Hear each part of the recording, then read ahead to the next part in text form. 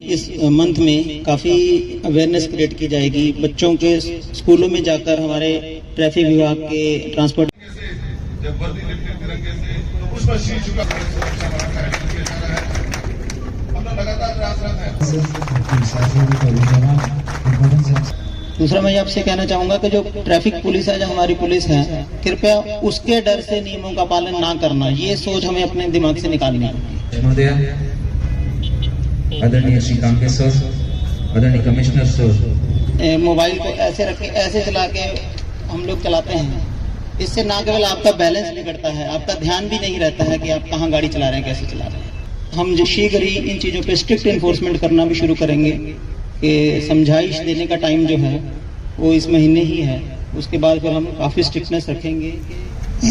आज के इस ट्रैफिक अवेयरनेस मंथ के उद्घाटन समारोह पर उपस्थित हमारे दुर्ग जिले की नवपदस्थ कलेक्टर सुश्री ऋचा प्रकाश चौधरी जी, हमारे नगर निगम भिलाई में पदस्थ कमिश्नर साहब डॉक्टर गांगी साहब, EWD श्रीवास साहब, यहाँ पर उपस्थित सभी विभाग के अधिकारीगण, पुलिस विभाग के वरिष्ठ अधिकारीगण, होमगार्ड से उपस्थित हमारे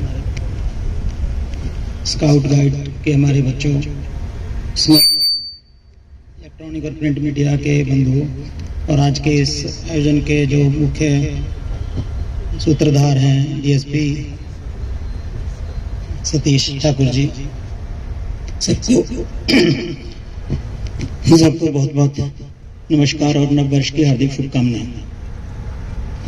ये हर साल ट्रैफिक अवेयरनेस वीक मनाया जाता है, लेकिन इस बार पुलिस मुख्यालय और छत्तीसगढ़ शासन के निर्देशों पर ये पूरा माह ट्रैफिक अवेयरनेस का चलेगा, तो इसलिए इसको ट्रैफिक अवेयरनेस माह का नाम दिया गया है।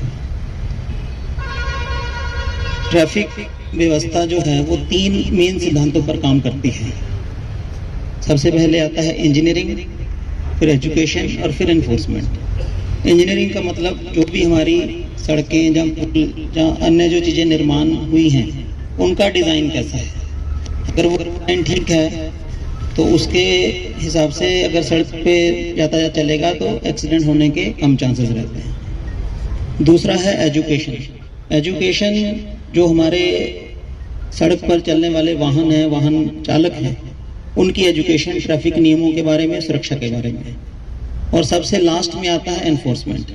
एनफोर्समेंट मतलब जो हमारे ट्रैफिक डिपार्टमेंट या पुलिस डिपार्टमेंट, जहाँ RTO, ट्रांसपोर्ट डिपार्टमेंट, इनके जो अधिकारी हैं जो सड़क पर नियमों का पालन न करने वाले वाहन चालकों पर कार्रवाई करते हैं, उसको एनफोर्समेंट कहते हैं। परंतु जब भी कभी ट्रैफिक की बात होती है तो हमेशा ये ही समझा जाता है कि एनफोर्समेंट सही से नहीं हो रहा। तो आज यहाँ पर हम जो हमारा दूसरा बिंदु है एजुकेशन, एजुकेशन को लेकर बात कर रहे हैं।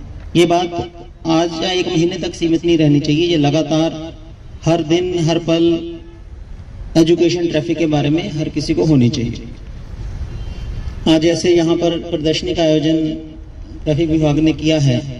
मेरा ये मानना है कि इसको अगर सभी लोग अगले 1 महीने तक ये चलेगा तो मैं एटलीस्ट दुर्ग जिले के नागरिकों से ये रिक्वेस्ट करूंगा, बच्चों से रिक्वेस्ट करूंगा कि सब लोग आके एक राउंड यहाँ पर जरूर मार के जाएं।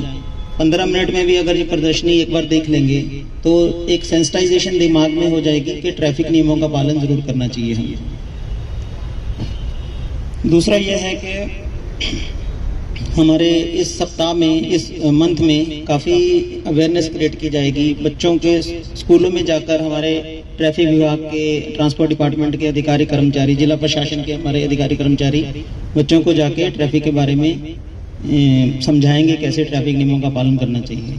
तो मैं भी बच्चों से ये गुजारिश करना चाहूँगा कि आपके जो पेरेंट्स हैं, या आपके जो सगे संबंधी हैं, जब भी सड़क पे वाहन लेकर निकलें तो आप उनसे एक बार आप अपनी तरफ से अगर रिक्वेस्ट करेंगे कि पापा, मम्मी या भाई बहन सभी ट्रैफिक नियमों का पालन करना, हेलमेट पहन के चलना, शराब पीकर गाड़ी ना चलाना, सीट बेल्ट पहनना, मोबाइल का यूज करते हुए गाड़ी मत चलाना, अगर आप अपने सगे संबंधियों को अपील करेंगे तो ये हो ही नहीं सकता कि वो ट्रैफिक नियमों का उल्लंघन करें, क्योंकि सबसे घर में प्यारे सबको बच्चे होते हैं और बच्चों की बात घर में कोई नहीं टालता।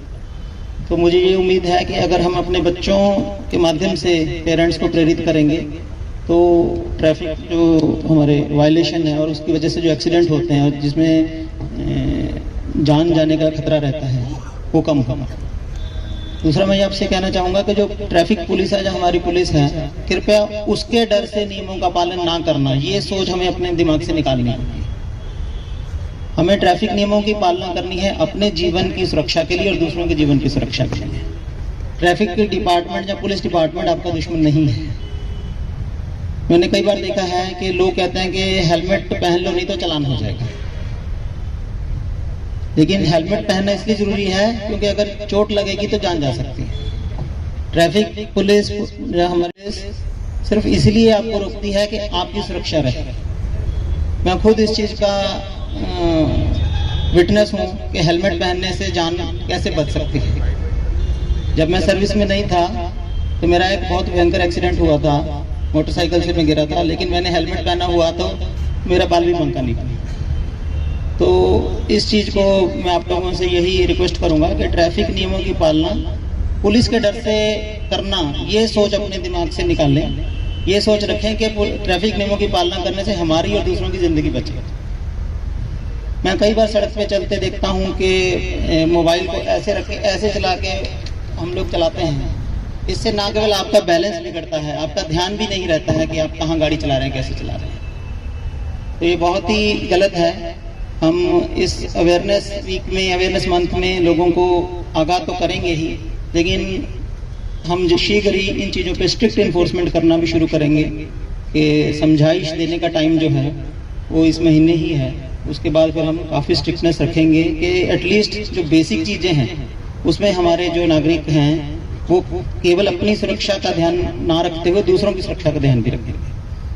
तो आज के इस आयोजन के लिए मैं ट्रैफिक विभाग, आरटीओ डिपार्टमेंट, पीडब्ल्यूडी और हमारे जिला प्रशासन के सभी अधिकारी कर्मचारियों को शुभकामनाएं देता हूं। डीएसपी साहब ने जो बुक लॉन्च की है उसके लिए भी इनको शुभकामनाएं देता हूं। मुझे उम्मीद है कि ये ई बुक भी अवेलेबल होगी पीडीएफ फॉर्म में, तो उसको जितने भी हमारे लोग हैं सब व्हाट्सएप पे भी अपलोड किया जा सकता है और ये फ्री ऑफ कॉस्ट है। तो इस बुक को सब लोग पढ़ें। बहुत ही इंटरेस्टिंग रूप में इन्होंने लिखी है, चित्र बनाकर समझाया गया है इन चीज़ों को, तो सब लोग इसको पढ़ें और जैसे सड़क सुरक्षा जीवन रक्षा का जो मंत्र है उसको याद रखें और ट्रैफिक नियमों की पालना करें।